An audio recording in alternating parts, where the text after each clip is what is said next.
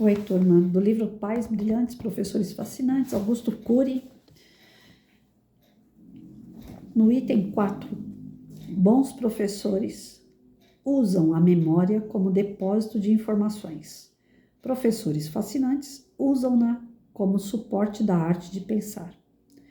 Este hábito dos professores fascinantes contribui para desenvolver pensar antes de agir, expor e não impor as ideias, consciência crítica, capacidade de debater, de questionar, de trabalhar em equipe. Bons professores usam a memória como um armazém de informações. Professores fascinantes usam a memória como um suporte da criatividade.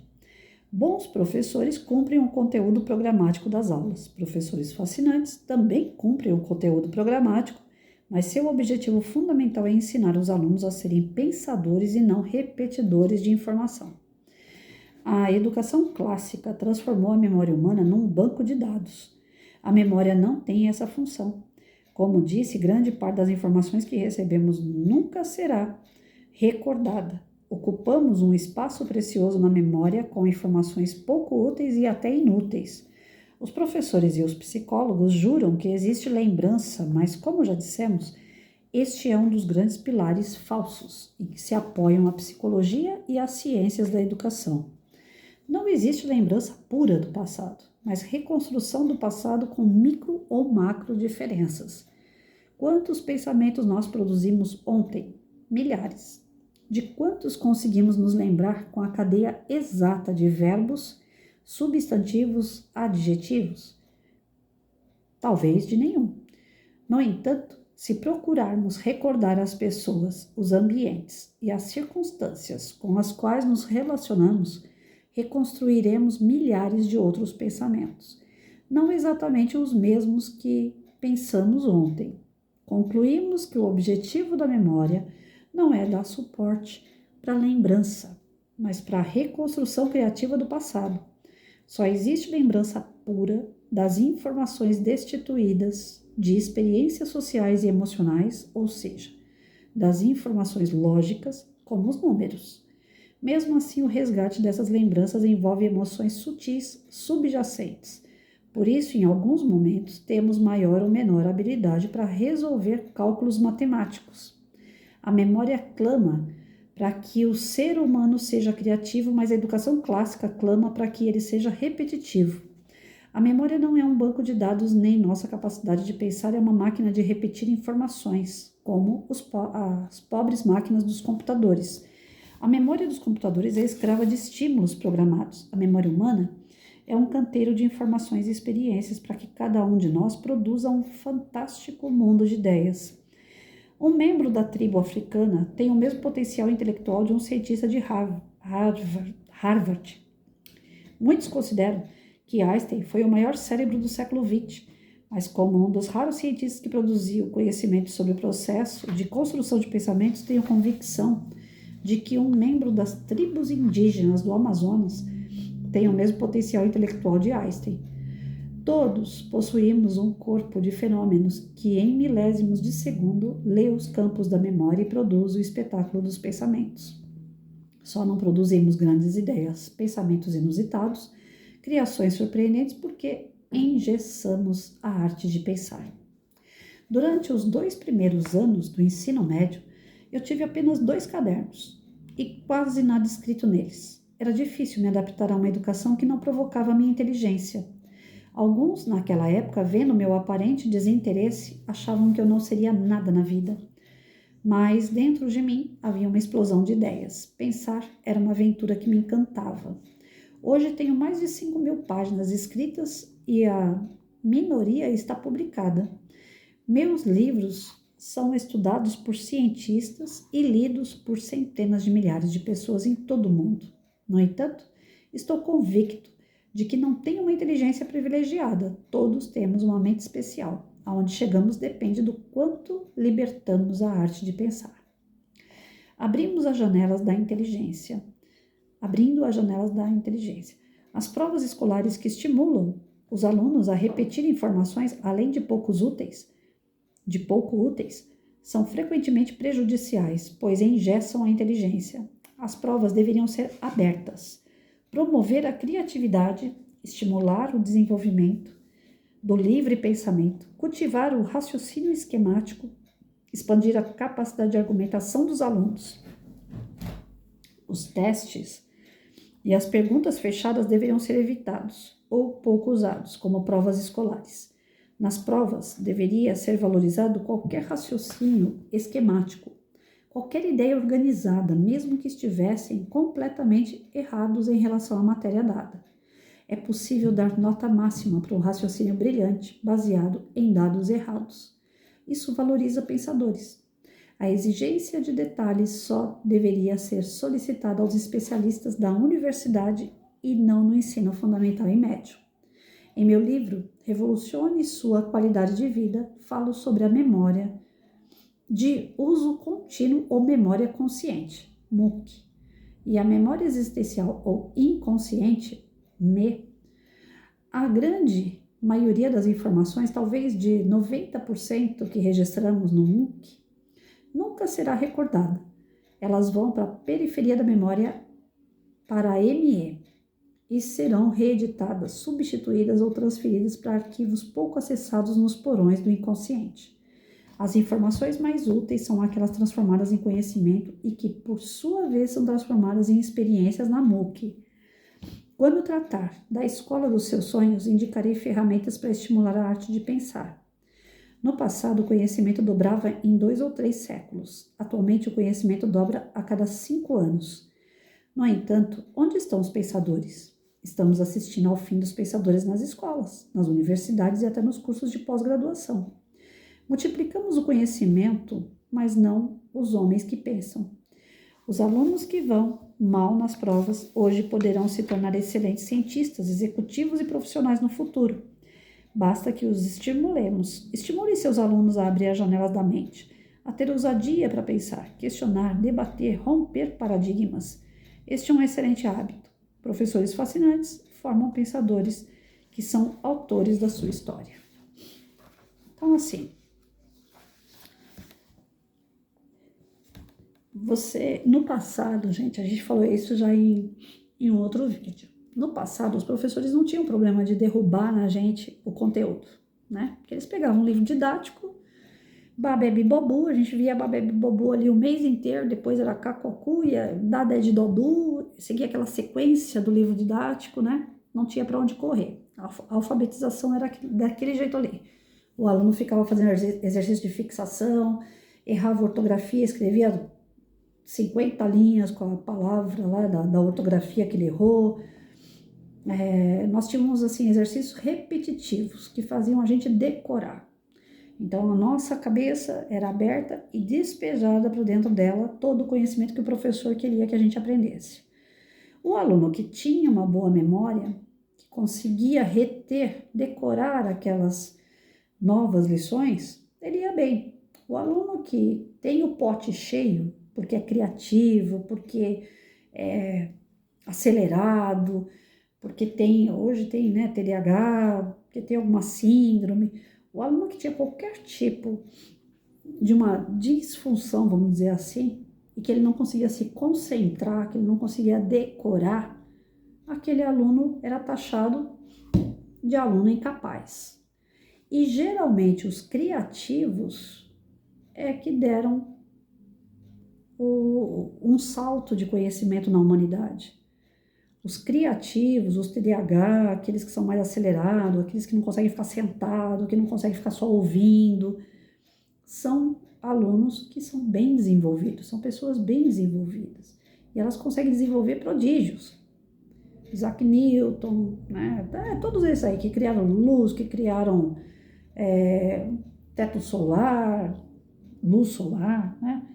A energia eólica, todos que vieram com criações, Santos Dumont. Outro dia eu estava vendo uma reportagem que aquele Tom Cruise, né, um ator, ele tem dislexia. O Sylvester Stallone, dislexia. Como é que pode ter dislexia e decorar texto? É ator, atua mediante decorar texto. Aí eles estavam falando, a gente decora não, a gente entende a cena e depois a gente faz a cena. Não decora texto. Ou seja, o cara não é vazio, ele não é burro, ele não tem limitação. Só que ele tem que aprender de uma forma diferente.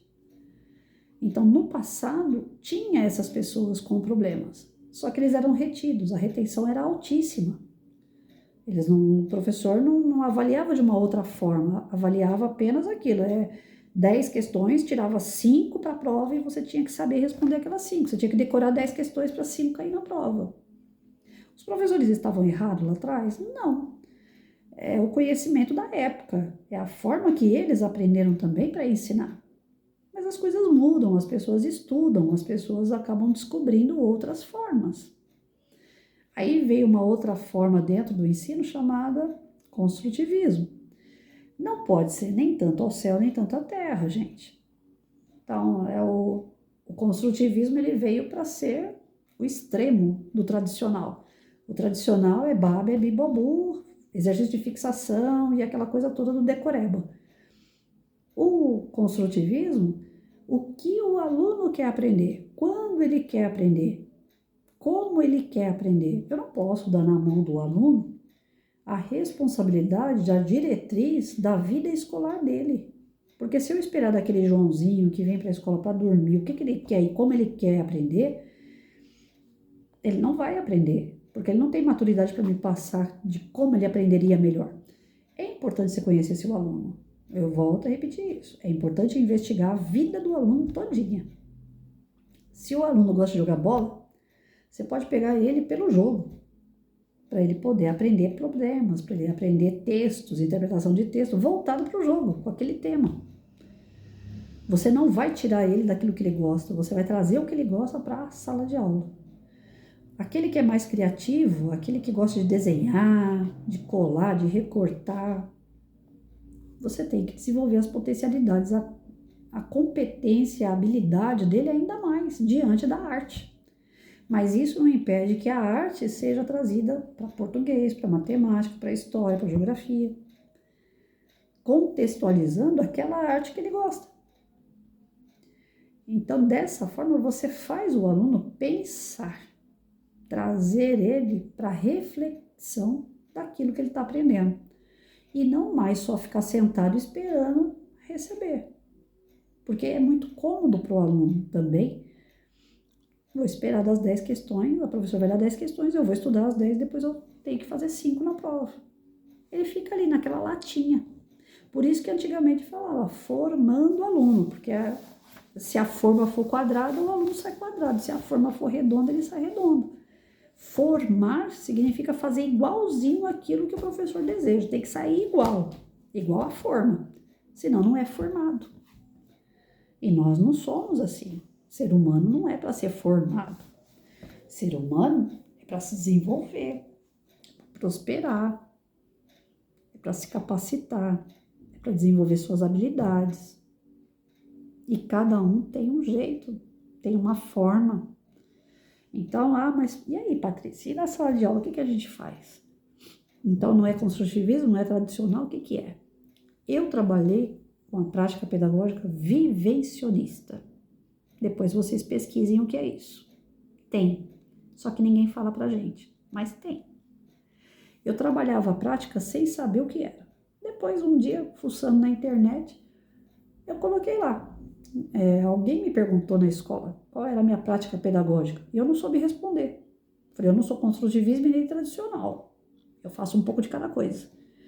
E aí eu coloquei na Google. Falei, quem faz um pouquinho de cada coisa? Não é nem tradicional nem construtivismo. O que é? Eu coloquei a pergunta lá e saiu, vivencionista. Falei, então eu sou isso aí. Tem a parte de ler texto, responder pergunta, fazer as 4 operações, resolver problemas. Tem aquela parte lá do tradicional? Tem. Que é a parte que prende o aluno na escrita. É o tradicional. Mas tem a prática daquilo que ele está aprendendo na teoria. E a prática do que ele está aprendendo na teoria é a vivência dele. Então, que nem eu falei, o aluno gosta de jogar bola, eu tenho que pegar o futebol, por exemplo, e fazer um projeto de futebol. Ele vai jogar bola, ele vai ver os formatos geométricos, a bola é redonda, a bola é um círculo no papel, eu vou trabalhar problemas, o jogador fez dois 2 gols, o outro fez 4 gols. Então, somando o gol dos 2 times, quanto que vai dar? Então, eu aproveitava tudo em vista de um tema que o aluno trazia, que é o tal do construtivismo até então, né? Ele é que constrói aquilo que ele quer, e mediante aquilo que o aluno trazia, eu desenvolvia a prática, a vivência, e depois a gente ia para a teoria, que é o tradicional. Então, eu misturava tudo. Isso chama prática pedagógica vivencionista. Eu não sou a favor nem só a teoria, nem só a prática. Tem que ter as duas. Então, se eu queria falar de meio ambiente, eu levava num parque ecológico, levava no zoológico. Eu ia procurar um lugar natural. Eu tinha que falar de natureza.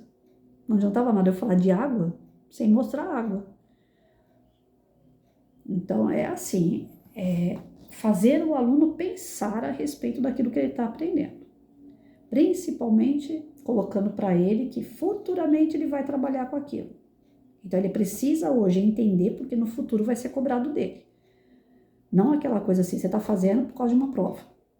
Você tem que passar na prova, você tem que passar de ano. Para eles isso é vago. Passar de ano eles vão passar de qualquer jeito, 2023 para 2024. Para eles isso não faz a menor diferença. Agora você tem que mostrar que lá no futuro você quer ser policial. Então agora você tem que entender sobre matemática, você tem que entender história, você tem que entender geografia. Porque se um dia você quiser ser polícia, você tem que entender de localização, você tem que entender o porquê das situações acontecem numa periferia, no lugar da cidade, um lugar na zona rural. É diferente a história de cada local. Você tem que entender dos problemas que ocorrem ali. Então eu trazia esses problemas para a sala de aula. Teve uma vez um policial do Proerd colocou lá a respeito da compra de cigarro. Ele fez um monte de probleminha na lousa e teve um problema que ele colocou compra de cigarro. Se eu comprar tantos maços de cigarro no mês, quanto que eu vou gastar? Se eu parar de comprar esse cigarro, com esse dinheiro dá para me comprar o quê? Então a criança tem que ficar pensando, o que ela poderia gastar no lugar do cigarro? Então ela vai sair do vício porque ela acha que aquele dinheiro é melhor para gastar em outras coisas mais saudáveis. É uma forma de você fazer o aluno pensar. Agora, se ele coloca ali, somando todos os maços de cigarro que o cara fuma, quanto que ele gastou? Ah, gastou tanto. Ah, tá, mas esse dinheiro, ele fez bem ou fez mal para a saúde dele? Ah, fez mal. Pronto, acabou a conversa. Não fez pensar. Já deu a resposta. Já é praticamente a resposta que todo mundo já sabia. Fumando, o cara vai mal. Acabou. Não precisa nem fazer conta. Então, nós temos que fazer o aluno raciocinar. Isso é o que é um professor fascinante. É aquele que faz o aluno pensar. O porquê das coisas. Trazer solução para as coisas. Trazer alternativas. E não você já dá pronto as alternativas e ele só tem que escolher o A, o B ou o C. Você está limitando o teu aluno. E quando você limita, você está depositando informações que são suas para ele. É como uma vez o policial falou, beber faz mal. Ele depositou aquela informação na cabeça do meu aluno, beber faz mal. Quando veio um final de semana, meu aluno andando na vila, viu esse policial bebendo. E aquela informação do bebê faz mal? O que ele faz com aquilo? Primeira coisa que o aluno fez quando o cara chegou na sala de aula. O policial veio na segunda-feira, o aluno, eu te vi no bar bebendo. O senhor falou que beber faz mal. Aquela informação que você colocou, depositou na cabeça da criança, até ela ia internalizar, ela ia aprender aquilo ali, ela não ia beber. Mas aí ela viu outro exemplo. E o fato dela ver o exemplo de quem ensinou, o ensinamento acabou. Então, quando a gente faz pensar, aí a criança pode entrar nesse consenso. Vai ter hora que vai dar certo aquilo que ele falou, vai ter hora que não. Nós somos humanos, nós erramos, nós falhamos, nós acertamos. Então, você dá o livre-arbítrio para a criança. Ela vai escolher mediante a tudo aquilo que ela vai ver. E não só diante de uma informação dada. Se falar para mim 2 mais 2 é 4 e acabou. Eu não vou questionar meu professor.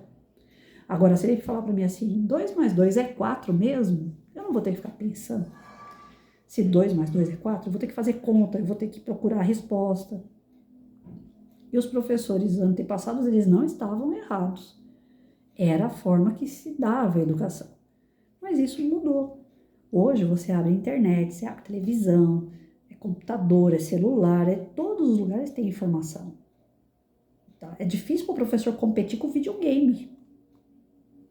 Eu liguei um videogame aqui, eu e meu afilhado, ficou nós dois jogando videogame, o moleque vai que vai no jogo. É o mesmo jogo que eu baixei e ele baixou. Eu fiquei na frente dele aqui.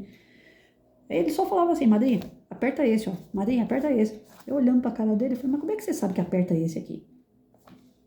Porque ele já tá sendo aguçado há muito tempo em relação ao videogame. O videogame não dá resposta. Ele faz o cara pensar. Aí chega na sala de aula, o professor fica dando a resposta de tudo. É interessante o professor assim? Não é.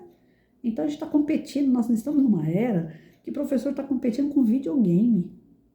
É uma vergonha a gente não ter o que oferecer para o aluno, aguçar a curiosidade do aluno para ir para uma sala de aula assistir aula. Geralmente o aluno fala, eu não quero ir hoje, porque eu já sei o que o professor vai fazer. Já sei o que ele vai dar, já sei o que ele vai falar. É uma vergonha para o professor, porque ele abre a telinha do celular dele e ele não sabe como é que vai ser a próxima etapa do jogo que ele está jogando. Outro dia eu estava lá, crente que eu já estava boa no joguinho que eu tenho lá no celular, quando vê mudou a tela. Eu fiquei totalmente perdida. Já está me fazendo pensar de uma outra forma. Um joguinho faz a gente pensar. Um professor não consegue fazer a gente pensar? É vergonhoso para nós. Então, um bom professor, ele vai dar orientação, ele vai ensinar. Mas o professor fascinante, ele dá a informação, ele dá condições do aluno pensar, ser criativo, trazer soluções, trazer também ensinamentos novos, que o professor vai ter que reformular. E quantas vezes o aluno chegava na sala de aula, professor, eu falei isso ontem até para um amigo meu, uma aluna minha falou assim, professor, eu quero ser aeromoça. Eu falei, tá, eu estava fazendo um projeto de profissões. Eu achei que eles diziam, queria o quê? O que está perto de casa, né? Pedreiro, polícia, professor, enfermeiro, médico. Aí a menina vira para mim, professor, eu quero ser aeromoça quando eu crescer. A senhora traz uma aeromoça? Falei, putz, que desafio. O aluno que está afim de pensar, ele desafia o professor. Aí eu fui para casa pesquisar. Achei uma aeromoça lá no Rio Grande do Sul, pela internet. Ela fez um vídeo top, porque ela falou, não tem como eu ir para São Paulo, mas eu vou fazer um vídeo para sua aluna, explicando titim por titim como é que faz os estudos, o que uma aeromoça faz, as viagens que a gente faz, eu vou explicar tudinho para ela. Fez um vídeo top. Mediante ao vídeo daquela aeromoça, eu fui trabalhar. Texto, interpretação de texto, ortografia, sistema de numeração, sistema de medida, e fui procurando conteúdo programático dentro daquele tema da aeromoça. Aquela mulher me fez crescer disparado, porque tinha um monte de coisa que eu não entendia de aviação e eu fui obrigada a entender para passar para as crianças. E passar e querer de volta, porque aí eu mandei fazer pesquisa, mandei buscar também. A gente cresce como professor e o aluno também. É ótimo. Agora, se a gente não fizer essa parte, a aeromoça, ela trabalha com isso, isso e isso. Aí depois eu chego lá, o que a aeromoça trabalha? Respondam. Acabou. Limitei meu aluno. Ela vai querer ser aeromoça quando crescer? Não. Agora, se eu vou buscar, se eu vou trazendo e vou pedindo para eles trazerem também, a troca de informação é super importante na sala de aula. Você aguçar isso no seu aluno. A pesquisa, principalmente a pesquisa, é fundamental para esse tipo de professor que a gente quer se tornar. O fascinante é mediante pesquisa. E ele tem que se preparar, porque vai chegar um monte de coisa que ele não tem domínio e ele vai ter que ter a humildade de falar para o aluno, isso eu não sei, mas eu vou pesquisar e eu vou te trazer de volta. E vai ter que trazer mesmo, não pode esquecer. Porque o aluno que vê que o professor esqueceu, que se desfez daquilo que o aluno está a fim de aprender, desencanta o seu aluno. E nós não estamos lá para desencantar. Sala de aula é para encantar. Sala de aula é para deixar essa molecada sonhar. Às vezes eles são de classe baixa, não tem dinheiro nem para comer, mas se ele tem vontade de ser um jogador de futebol, você tem que botar na cabeça dele que ele é capaz e ele vai conseguir. E esse apoio do professor é fundamental para que ele realmente desenvolva e vá atrás do sonho dele. Nós somos fábrica de sonho para os alunos. Por isso que o Augusto Cury ganhou muito dinheiro aqui com as obras dele, falando dessa escola ideal, né? Ele fala muito, em todos os capítulos ele fala, a gente ainda vai chegar lá na parte da escola ideal, né? Essa escola ideal, desde o primeiro capítulo que ele colocou aqui, desde o índice, né? A escola dos nossos sonhos. O Augusto Cury, ele explorou muito as obras dele em cima dessa escola dos nossos sonhos. Ele hoje tem os cursos online para professores para chegar nessa escola dos nossos sonhos. Ele tem capacitação para isso. Então, quem quiser aprender a fazer escola dos nossos sonhos, é só entrar lá na Google e colocar: eu quero participar de cursos do Augusto Cury. E ele ensina a gente a chegar nessa escola do nosso sonho. Mas dá trabalho. Não pense vocês que escola dos nossos sonhos a gente faz da noite pro dia, não. Dá trabalho. Aí tem muita gente que não quer porque dá trabalho. E é o ideal. É o que o seu aluno realmente ia se desenvolver. Eu acredito muito nessa proposta do Augusto Cury, de mudar um pouco o comportamento do professor, de mudar o ambiente da sala de aula, de trazer os alunos para mais pesquisa, para troca de experiência. Eu acredito muito nisso, de verdade. Só que ele não é disciplinador. Aí é onde eu falei para vocês desde o começo. Eu peguei o Isamitiba para disciplinar minha turma. O que o Isamitiba ensina sobre disciplina, autor nenhum eu nunca vi fazer. E é perfeito, dá certo. Porque eu fiz por mais de 32 anos. Aluno meu não dava problema de comportamento. Eu caminhava de acordo com o Isamitiba. Agora, essa construção de sonhos, essa construção de profissões, do que o aluno ele é, o que ele quer, você incentivar o seu aluno, motivar o seu aluno aos estudos, aí eu sou mais o Augusto Cury do que o Isamitiba. Porque o Isamitiba ele é um pouco tradicional. O Isamitiba já é aquela visão do eu mando, você obedece, eu ensino, você aprende. O Augusto Cury fala: o que você quer aprender? Como a gente pode aprender junto? O que é interessante para você? Mas eu tenho um negócio para passar. Então, em cima disso que você está trazendo, eu vou passar o que eu quero. Pode ser? Então, ele faz essa permuta, essa troca com o aluno. E isso é muito bom, porque não fica defasado o ensino pela carga, né, de conteúdos que tem que ser trabalhado, que eu concordo com os conteúdos que tem que ser trabalhado, apesar que já tem alguns que estão obsoletos e tem uns que precisam incorporar e a educação não se mexe, mas tem conteúdos que são trabalhados que é necessário. E se você deixar o aluno escolher, ele vai falar que não quer. Então, faz aqueles tratos. Você quer falar sobre futebol, meu filho? Então tá, só que eu tenho que falar de problema. Então, eu vou colocar meu problema dentro do teu futebol. E o teu futebol dentro do meu problema. Beleza? Vai ficar bom para os dois. Então, o Augusto Cury ele consegue fazer essa ponte. O professor fascinante que o Augusto Cury toca é aquele que encanta. Então, ele fala muito de encantamento. O professor compromissado do Isamitiba é aquele que disciplina, que mostra: você é aluno e eu sou professor. Posso ser seu amigo, mas eu sou seu professor antes de ser amigo. Eu tenho ética, você me respeita. Então tem aquela coisa. Eu acabei de olhar lá no meu Face, lá tem um aluno meu me chamando, solicitando minha amizade no Face. Eu entrei no Face do aluno, eu vi que a roupagem, a menina com quem namora, cheia de tatuagem que não é legal. Não é a tatuagem artística, não. São tatuagens que não é legal. Então, eu já olhei assim o perfil do aluno todinho lá. Eu não vou aceitar a solicitação de amizade dele. Porque aquele ali desregrou. Tá na cara que tá desregrado. Então, o professor fascinante é aquele que não deixa o aluno desregrar. Enquanto estava comigo, esse menino não estava desregrado.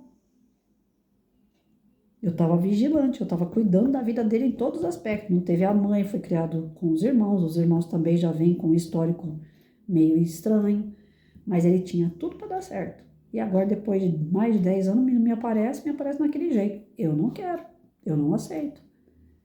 Mas enquanto professora dele naquele momento, eu fiz a minha parte.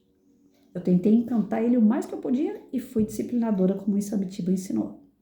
Eu dei o amor e dei a razão. Eu fiz ele voar com as duas asas. Se ele deixou quebrar e despencou, aí já não é comigo. O professor fascinante, ele tem consciência tranquila, porque ele sabe que ele deu o melhor. Agora, o professor bom, ele fica na dúvida, será? Será que eu não tinha que, né? Que nem enquanto eu estava fazendo uma comparação de professor e pai, eu sei que mãe brilhante, eu estou longe de ser. Totalmente longe. Eu posso estar mais para uma professora fascinante do que para uma mãe brilhante.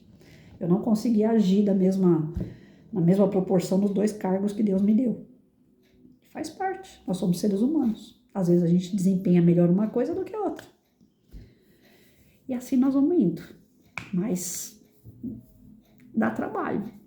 Fazer dessa forma, o aluno pensar, dá trabalho. Até porque você tem que limitar esse pensamento. Você não pode deixar ele tão solto assim. Senão eles pensam demais e a sua aula vai pro ralo. Então, à medida que vai pensando, você já vai absorvendo para montar a tua aula. Aí funciona bem. Tá bom?